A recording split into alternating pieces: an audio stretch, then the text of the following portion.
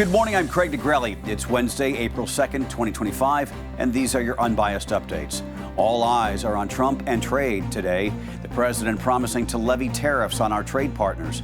This morning's Straight Arrow News with a deeper look into how the tariffs work and the way companies react. Also, Republicans claim victory in 2 Florida special elections, while Democrats rejoice about a judge in Wisconsin. We have the results that will likely have a national ripple effect. From the Straight Arrow News Studio, bringing the stories that matter to you from across the United States and around the world, these are today's Unbiased Updates.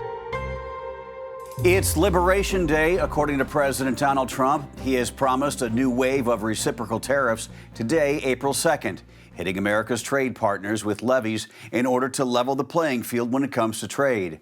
But for many companies, it's not so much a celebration as it is a scramble to figure out how to deal with them or avoid them. Straight Arrow News business correspondent Simone Del Rosario explains how the process works on various levels. This isn't the business world's first round of tariffs by President Trump, but a new and far more exhaustive round calls for new methods. And there are 3 major categories to go over: onshoring, nearshoring, or friendshoring, and offshoring. Let's actually start with the offshoring. After all, it's a practice the president is trying to stop. Offshoring involves moving some of the company's processes or services overseas. Generally, it's used to take advantage of less expensive labor. The most simple example is a company establishing its own factory in China to produce its product. This can expand beyond simple production. Here's a made-up example. AAA Widgets is an American company selling widgets to U.S. customers. To keep prices down and maximize profits, it builds 5 factories in China. When done, they ship the product to the U.S. and the rest of the world to sell it. Offshoring shouldn't be confused with outsourcing, which is shipping off operations to a third party. In a real-world example, that's like TSMC producing chips for NVIDIA or Foxconn assembling iPhones for Apple. Those manufacturers still have relationships with other companies. So that's out of the way. Obviously, for the Trump administration, onshoring or reshoring would be the preferred practice.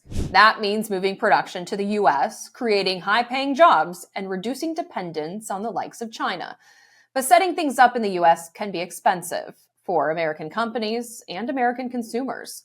When Trump's first-term tariffs took effect, most of which targeted China, companies came up with a third option. This is where nearshoring or friendshoring comes in. But unlike Trump's first term, it might not work so well this time. The philosophy behind friendshoring is moving manufacturing and supply chains to countries allied with the U.S., bonus points to countries that have a preferable trade agreement with America. Technically, it's still offshoring, but different. So let's give the AAA Widgets another shot. If the China tariffs are bringing it down, it may friendshore by moving production to destinations like Mexico, Vietnam, and Malaysia. It reduces dependency on China, avoids the high costs of American manufacturing, and skirts trade-related levies. Of course, this can open up a whole other can of worms. Remember when Vietnam accused Chinese companies of using fake Made in Vietnam labels to avoid Trump's first-term tariffs? Liberation Day could throw a wrench in any plans to nearshore or friendshore. It's not clear with whom the U.S. will remain friends. Trump has promised levies across the globe and even next door. Like all trade philosophies, the tables can also turn. Take Harley-Davidson, once fully made in America. In response to Trump's first-term tariffs on metals in 2018, the EU put 25% retaliatory tariffs on hogs coming into the bloc. Harley-Davidson responded by offshoring some of its production from the U.S. to Thailand to reduce tariff costs. Still, the company ate $166 million due to the trade dispute. At the time, Trump called out Harley for being the first to wave the white flag.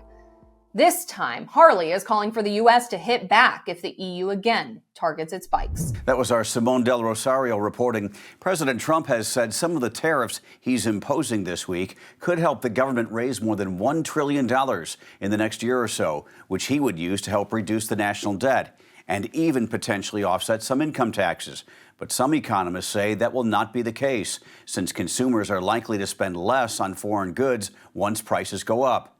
And Goldman Sachs now says there's a 35% probability of a recession, up significantly from 20% earlier in March. Now from policy to politics. The Republican slim majority in the House just got a little bigger after GOP congressional candidates in a pair of Florida districts won special elections on Tuesday night. Republican State Senator Randy Fine beat Democrat Josh Weil for the District 6 seat previously held by Mike Waltz, who departed after becoming President Trump's national security advisor.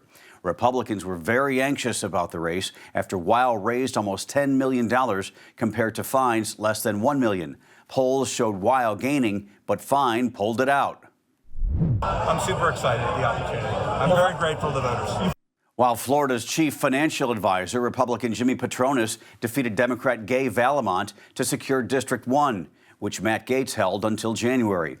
President Trump went on Truth Social last night, congratulating Patronis and Fine for their wins. In Wisconsin, the most expensive judicial race in U.S. history went to Democrat-backed candidate for the state Supreme Court, Susan Crawford, who beat Republican-endorsed Waukesha County Judge Brad Schimel. The typically low-profile race gained national attention as tens of millions of dollars was poured into the race by billionaire Elon Musk, who spent some $25 million in support of Schimel. As a little girl growing up in Chippewa Falls, I never could have imagined that I'd be taking on the richest man in the world.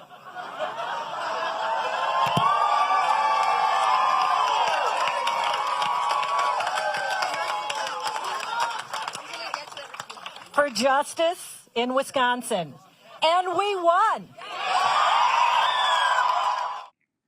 In total, the candidates and outside groups spent more than $81 million on the race. Going into the election, liberals held a 4-3 majority on the Supreme Court, which is expected to rule on cases including abortion rights, congressional redistricting, union power, as well as voting and election laws. The Trump administration is terminating members of the U.S. Food and Drug Administration's bird flu response team as part of its mass layoffs at the Department of Health and Human Services. The firings confirmed by the American Veterinary Medical Association and Reuters. The move comes as many employees trying to enter office buildings were denied access as part of the administration's plan to reduce the size of government. Among those let go were leadership and administrative workers at the FDA's Center for Veterinary Medicine. An employee with the Center for Veterinary Medicine says almost the entire administrative staff was fired, along with employees who work on policy, legal, and communications. Managers were also let go, according to the employee who took a deferred resignation. Now to the war in the Middle East. Airstrikes continue in Gaza today as Israel says its military is expanding its offensive into larger areas of the war-torn enclave. In a written statement, Israel's defense minister said the move is meant to crush and clean the area of terrorists and terrorist infrastructure. Israeli officials did not specify which areas of Gaza would be seized in the expanded operation, but it includes the extensive evacuation of residents from fighting areas. Israel is once again calling for the return of hostages taken by Hamas in their initial attack in October of 2023. The militant group still holds 59 captives, 24 of whom are believed to be alive. Hamas released others during ceasefire agreements. Meantime, President Trump posted on Truth Social that he spoke with the Egyptian president by phone about possible solutions in Gaza and the success of the U.S. airstrikes against the Houthi rebels in Yemen. Famous actor Val Kilmer, who played Iceman in Top Gun and the Caped Crusader in Batman Forever, has died at the age of 65. His daughter confirmed his death to the Associated Press. Kilmer died of pneumonia Tuesday night. He was diagnosed with throat cancer in 2014, but recovered after undergoing 2 tracheotomies. Kilmer's career hit its pinnacle in the early 1990s as he starred alongside Kurt Russell and Bill Paxton in 1993's Tombstone and alongside Al Pacino and Robert De Niro in Heat.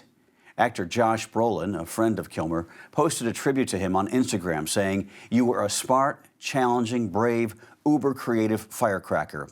There's not a lot left of those." I once saw him at the Albuquerque airport as he walked by, and I was at ticketing. Pretty cool, just seeing him. Finally this morning, the NFL is getting rid of its chain gangs for the 2025 season.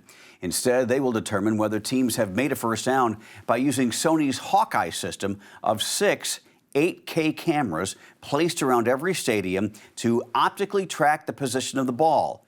However, the chain gang, which is the nickname of the team of officials that walk onto the field in critical moments to measure whether the ball has gone 10 yards, will remain on the field in a secondary capacity.